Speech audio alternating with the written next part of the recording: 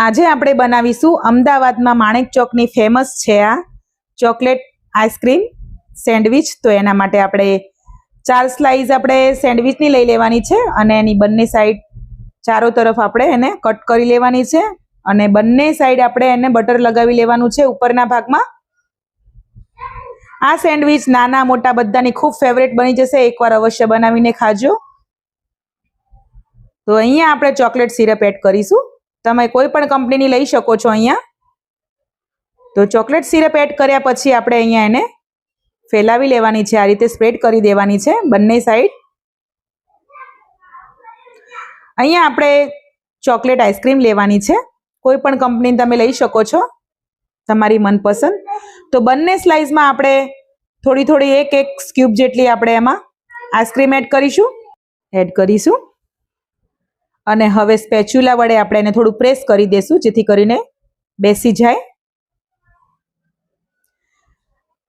આ chocolate ice cream નાના મોટા બધાને ભાવશે અને એટલી ટેસ્ટી બને છે ને કે બાળકો તો રોજ માંગ કરશે આને ખાવાની.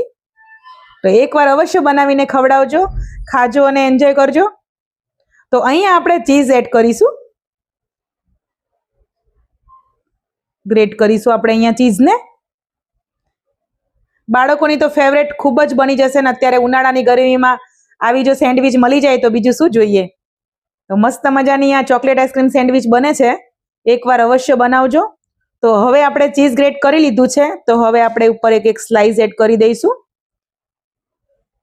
અહીંયા આપણે પાછી ચીઝ ગ્રેટ કરવાનું છે.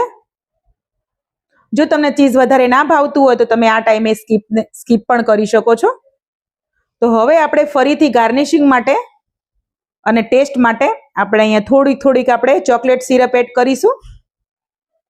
ટેસ્ટ બહુ જ સારો આવે છે. અહીંયા આપણે ચોકલેટ ચિપ્સ પણ એડ કરીશું.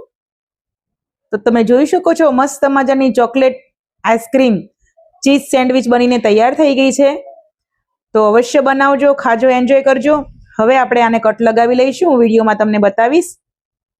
તો અહીંયા આપણે સર્વ કર્યા પછી પાછી આઈસ્ક્રીમ સિરપ થોડી એડ કરીશું જેથી કરીને લુક બહુ સારો આવે છે. વિડીયો પસંદ આવ્યો હોય તો વિડીયોને લાઇક કરજો, નવા હોય તો ચેનલને સબસ્ક્રાઇબ કરજો અને શેર પણ કરી દેજો.